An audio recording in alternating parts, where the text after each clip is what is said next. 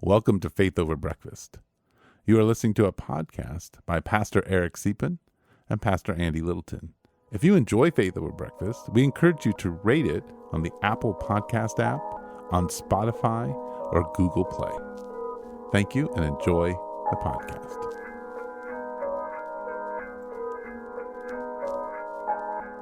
Oh, well, welcome to Faith Over Breakfast. My name is Eric Deepen. I'm pastor of the Village Church, and across from me is Andy Littleton, and he is pastor of Mission Church. We pastor with a lot of other pastors, so just to make clear, we're not claiming to be the only ones. No. But we actually did 2 podcasts in a row, maybe even 3. So that's pretty great for me, as those of you who got to hear our conversations. Which I have heard a couple people say, that was so great, and I'm still baffled by it, but yeah. Hey, cool. Glad you like to hear us work it out. Argue. They like to hear they like to know that people have relationships that is forced to be worked out. Anyway, we just talked about how we got into ministry, a little bit of call, maybe miserable days. Yeah. For my son. Yeah. And your daughter. Yeah. As their computers malfunction. Technology, man. So enjoy. Thanks for spending time with us. Thank you. Check. Oh, hey. What's up? Hey, Andy. Good to see you. Thank you. Came rushing over here. Yeah. I am not Russian, but... You're not Russian. The Russians in the news, they withdrew from somewhere. Yeah. That was good. Yeah, I think so. I don't know. Yeah, I can't say I understand. I have a great grasp on world politics and exactly if that means. I mean, yeah, me neither. Yeah. And, how are you doing? Did you have something you want to talk about? No? Just welcome to Faith Over Breakfast, and here we are. Yeah. Waiting for the waitress to come and get your coffee order. Yeah. And, I'll just say, so here's I had a hectic day yesterday. You had a hectic day? Hectic. What was hectic about it? Well, the day. Yeah, I mean, do you ever have one of those where you're just, everything feels you're a little perpetually behind, and then extra things... It's called Tuesdays, Andy. No. No. This is a whole nother deal. I'm talking about Monday. And then you're like, oh, I got to get somewhere. Oh, I'm out of gas and I got to stop. And so there's just the and then my daughter, calls me and goes, my computer cord literally snapped off and I can't use my computer. This is why I've been needing a new battery. I'm like, right. Yeah. But so now what do we do? I hear you. One of those. I feel your pain. And then that's just a couple of the things. So that's. Have I ever had a day like this? No, but you've never had one. No. No, well, I may have, but my son recently had a day like this that I thought I could offer you as like a consolation. I don't want it. Okay, never mind. No, I'm just. And why don't you just read me Alexander and the Not Good, Very Bad, Horrible Day or whatever it is? But he had one of those. Yeah. No, you can tell me about it. So he decides to go to Target and he makes some weird joke to my wife about how, he's going to get in an accident or something like that. Oh. And then turning into Target, he accidentally ran into a phone pole and, ripped off our bumper on the car. So that's part one. Okay. Part 2 is then he goes to school a day or 2 later and dumps an entire cup of coffee that he put sugar in his coffee, apparently, or as a sweet drink, all over his brand new laptop. Oh. So that's bad, Then number 3 is he has this really cool, I don't know if you've seen these things, but they're paper tablets. Oh, I've kind of heard. It's like it really tries to imitate paper, but it allows you to digitally organize everything. Yeah. That was stolen at the U of A from him. And so then it continues. Then he was having trouble with. He has all of his college paid for, but then they were trying to charge him $4,000.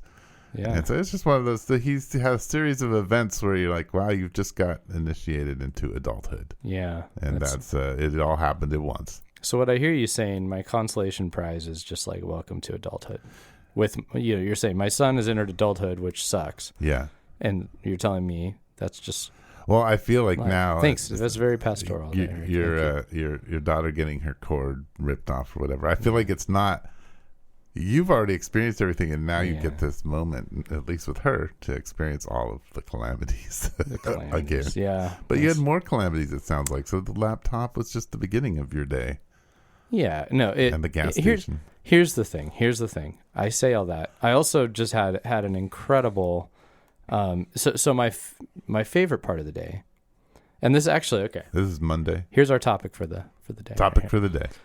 What these words came out of my mouth. So I was trying to relate to my family why the day was just hectic, and I was kind of going, and then I went, but there's this hour and a half where I was sitting with a guy who's a new believer, and we read the Bible together, and he asked me, he had questions, hearing him think through what something might mean, and me going, I didn't think of it that way. It's cool to hear your take on it as a fresh set of eyes. So we just read the first Psalm, One of the best Psalms in the whole thing. And that was my humble opinion. So these words came out of my mouth. I said, that's why I got into ministry, and I want to be doing more of that. And I think maybe the rest of the day, it wasn't just ministry stuff, but maybe it helped me see how good that part was. I don't know. But even without the rest of the day, even if the rest of the day had gone smooth, that still is why I got into ministry and what I wish I was doing more of. So maybe why did we get into ministry? What do we wish we were doing more of? This is a message to our churches, denomination, the world. Here's why we did this. Here's what we want to do more of. Eric. Well, I mean, I'm going to maybe take us down a different road. No. This is a good road. It's parallel to your road. Parallel. Why did I get married? Right? Okay. I was deeply, deeply infatuated, sexually attracted, all these wonderful, lovely things to my wife, and I just wanted to spend the rest of my life with her. It turns out, yes, the longer I spend with her, I got to really hard to get that special times with her, because there's all of these other things. We produced 2 image bearers that seem to require a lot of work. And they get their stuff stolen, and they run into poles. And then, you get sick, and there's all these factors that I guarantee you I did not really contemplate. No, of course not. At 23 or 18 when I fell in love with my wife. And I feel the same way about being a pastor. Yeah. For sure. I was infatuated with the moments of conversion. I was infatuated with the long conversations with people about really meaningful and deep things. And I get all of that, but there's a lot of things. Like today, before you got here, I was doing an analysis to try to break down how many, where the children are in age groups and structures in our church. Is this okay? Ooh. Eric just started writing a Word document, whether he wanted to or not. I think we're good. There we go. Yeah, we're fine. So I'm just doing some analysis. Do I like analysis? Yes, not as much as it's a thing I got to do. Yeah, and look, I get that. I understand what you're saying. Though. Yeah, I do, and I do. I see all of that. There are necessary things that come along with any passion of our. Some of it's just maybe the fall to some degree, and some of it is just good things take work and maintenance and sure. various thoughtfulness, and it's not all just the I don't know, there's peaks and valleys, right? Yeah. You've got to accept them all. And I see that. Yeah, well, and I'm not trying to get you there. I think I got into ministry for many of the same reasons you did. I think when it comes to careers and life in your work, you do have to enjoy 30% of it. 30% of your job better be a real sweet spot or something you can enjoy a lot. Yeah, so let's get at that, because I assume for others, for you and I, we have to fight for that 30%. And I think what I was thinking about, as I think about this week, more early into it, as we record these on Tuesdays early, I hope there's 30% of that, but I'm not positive as I look at it. There are parts that fit into that. When I do The infused gathering that we do, I very much feel like, yes, like this is, I'm like, this is why I'm here. This is doing this kind of stuff. That conversation, new believer reading the Bible, like I want more of that. But I suspect the percentage is often lower than 30%. And that maybe is what I'm grappling with. Yeah. Can I give you a little bit of old person advice? Absolutely. I mean, in the sense that I understand where you're at and the sense of ministry, because you're at a place in your life where you see the significant impact you can have, and that you're in the middle of building something both at your church and in your business, and then also in the wider like Christian community that has impact. But it also is in a process. Yeah. And so there is an excitement about the potential and maybe a little bit of burden to building the foundations for those things to happen.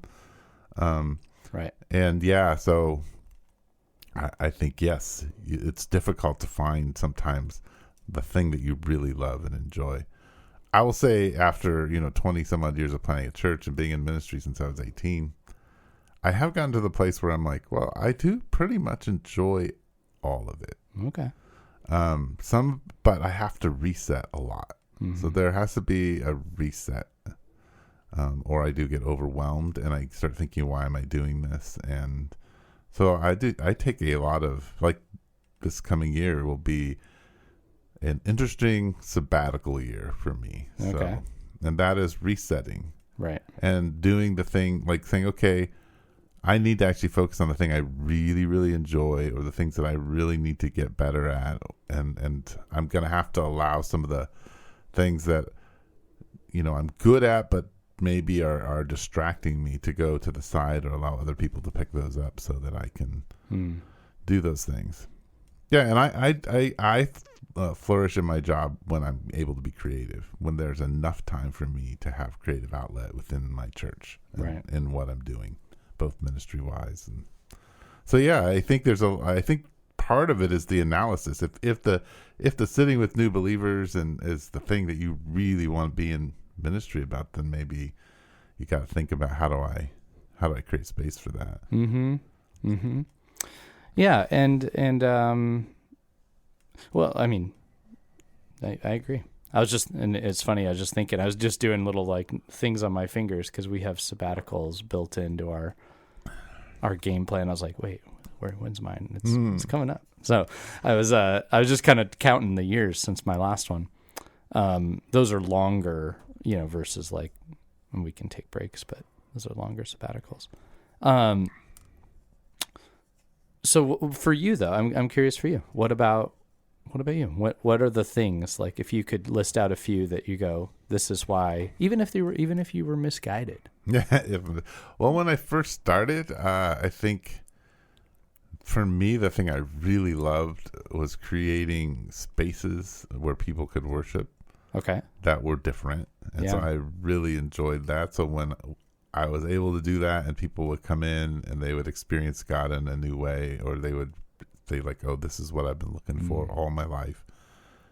I'm like, yeah, this is what I'm doing, why I'm doing this. To be honest, I got into ministry because I think at its most, I don't know if it's selfish, but at its most base thing is I wanted to create a church that I wanted to go to. Yeah. And that I could invite my friends to. But it wasn't, a lot of times I heard like with church planners, I'm not making a church for myself, I'm making a church for the people who don't have a place. And I'm like, I'm making a church where I would go and feel willing to have other people come with me that I know and love. And so that's where I was started, and I get super excited about is when I really enjoy church and worshiping God, and it's connecting to me, because then I feel empowered to invite and engage other people. It's interesting you say that, because I've told people that, and this is true, the Mission Church is not my ideal church. And what I mean by that, it's interesting because I actually do love it, and it is my favorite one. And it is where I would want to go and invite my friends, because I always felt like the church experiences I would have would be, I often felt like this wouldn't connect with people I know, love, and I want to see come to Jesus. Like that's what was missing. Yeah. So it wasn't so much about just and what I mean when I say that is when people will talk about, well, I don't really like the music. And I'll go, I like 1990s country and underground rap. Like, find me a church where I get that, like that combo. Like, well, you should be working on that because there's probably a lot of people. There probably are. There is a whole genre that combines those two. I actually hate that genre. I don't like them. The country that mixes with the underground rap. That's interesting. I would want 1 week to be 90s country week and 1 week to be underground hip hop week. Don't try to fuse the two. That would drive me insane. Actually, the genre that puts them together annoys me to all. I figured it. My daughter likes it. Oh, well, hey, I respect that. That's the only way I know about it is last week she told me about it. I haven't even heard any of it yet. She said she was going to send me a playlist. I'm like, okay, that sounds weird. Hey, enjoy. It's not for me, but that church, I don't know if I can handle that church. Yeah. That's too far. Well, but my point is, so it's not my exact preferences, excuse me. But the thing I love is that we are trying to engage people who aren't used to church. Yeah. And that's what maybe is my ultimate preference in it all. Sure. So it is for me in that regard. Yeah, I think for me, the other thing, I guess I say this a lot, like, I was driven to create a community both for myself and people who didn't know Jesus, that they could come. But that's actually not true. I think I have always felt called to just people who are broken and don't have a place. Yeah. I have never been one of those like, we need to see tons of people come to Christ and we need to. I'm really interested in seeing disciples being made and people who have been in bondage to their own brokenness and things that have been done to them, or just their poor, long choices based on just their stories and all that, to have a place of healing and to realize that they have really good things to offer and they have good things to offer me. And I think that's more important. I get super excited when I see, husbands being husbands and wives being wives and learning to parent when they grew up in chaotic homes. And now they're creating stability for their children. One of my favorite things to say to people is, look at your children and then look at your life. And when you were a kid, it's not the same. Look what you've done. Look what the kingdom of God has done. And that is really powerful moments. And just for me to watch these lovely children who are being parented by parents who grew up in just chaotic spaces in their lives and really hard spaces. And that's just beautiful to me. Yeah. And I would assume from knowing you that some of the work of your parents and just some of the stories you would hear around that sort of stuff might have instilled some of this in you. But what you tell me though, what is there a key, a moment or something where you would say that's why that's so deeply ingrained in me? Or? I think from very little, and some of this is more in my memory because my mother would tell stories about it, but I think from very little I was deeply concerned about the person who was not doing well. So when I was fifth grade, and this isn't a big deal, but when I was in when I was 5, kindergarten, the first time I played soccer, I was the best kid on the field for kindergarten. But one of the things that was so distressing to the coaches, and I don't know how it should be because I've watched 5-year-olds run around on a soccer team. It's chaos and there's no but I scored a lot of the goals, so I was kind of a little bit better. But anytime a kid would fall down, and if I had the soccer ball, I would just kick it and walk over and pick them up. I had no killer instinct. I was more concerned with the opposing team being okay. And I think it's just part of my nature. I don't like to see people in pain, and I want to be part of whatever it takes to help them. Yeah. And I think that's always been in my nature. Yeah. No, I can see that. So that's cool. That's probably why I'm here doing this with you on this podcast. Yeah. Yeah. For me, it's interesting. That's a part of my nature that we should probably, co-pastor or something, because I need that in my life. I need people beside me that are more like that, because that isn't my strong natural bent. I see it I have to like work in myself to be like, okay, go help them back up, but my, like a key point that I can look at would be, so my best friend growing up became very disillusioned, skeptical, kind of mad at the whole thing, and started like, and I think he and I both ended up, we were in Christian middle schools, and that's where we got to know each other, and we both went to secular high schools, and we both developed friend groups that were not full of Christians. Right. So there's him and then our friend groups. And I actually I got a little taste of something in high school. And that was that in my friend group in high school, there was a guy who had a pretty dramatic, life-changing experience and became a Christian. And I was the Christian, and we were in the same group, and his story kind of enlightened something in me to where I kind of came back around, and we saw a movement. We saw people in our high school come to Christ and consider Jesus who we wouldn't have ever expected in our friend group. There actually seemed like something pretty profound happened in this period of time. And some of those people still would be in the faith, and some may not be. But I still consider that time they were thinking about it. They probably still are.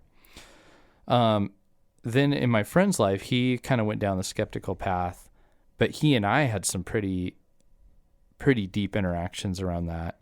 And he re-engaged with faith and actually ended up becoming a pretty, I would say he was influential in the lives of unbelievers himself because of his own journey. And there was a conversation I had with him that was kind of one of those pivotal moments. And it was actually kind of an argument,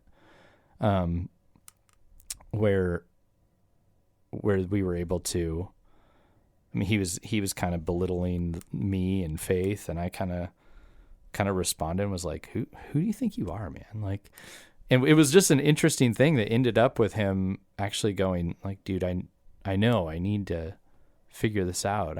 I'm just mad, Yeah. So I think I look back on that time, kind of early high school friend group. Yeah. I think I started a church for them, really. Sure. Right? Like that seems like there was something then building in me over the years. It was like, I want to be back in those circles with people in that situation who don't know Christ or are grappling with it. And I want to be a part of that process. So, yeah. Yeah, it's cool. And here we are. I think there's a certain element of tenacity that brings us to the place, of being willing to get up and have those crazy Mondays and then move on to the next day. That's true. I think that God has gifted us with. I think you have to, if you're going to plant a church, you have to just be able to put one foot in front of the other, right? Face the storm, know that Jesus is in the boat, and do it again. Man, I think, and you have to hang on to the stories, like you're saying, like those stories of the early times when God moved when you were young. Yeah. I was thinking, I too, created that kind of church for the kids that I hung out with. Yeah. This morning I was talking to Susan, and I said, it's really interesting. I have in some ways been part of it and created a church that is for my two friends, two best friends, who didn't like each other and couldn't really get along. And so we never hung out together. Yeah. And now I create a community where they both come to, and they struggle to get along with each other because they're so very different. Yeah. They have things in common. They were both bright. They both liked, board games, which is what I kind of was my hobby even then. So, but we never played board games together, ever. They were my best friends. I hung out with them all the time, just not together. Man. But it's interesting. Yeah, you're influenced by what God does in your life as a teenager, and it shapes you. I think maybe your call springs up out of your teenage life. I wonder how often that's the case. Yeah. Yeah, that would be interesting to hear. Yeah. Hear stories that way. Well. Yeah, there you go. There you go, man. Thank you for Faith Over Breakfast podcast. Hey, you got it. Yeah, love it. Thanks for being here. You've been listening to Faith Over Breakfast with Pastor Eric Siepen and Pastor Andy Littleton. Please share us on Instagram, Twitter, and Facebook. Thank you.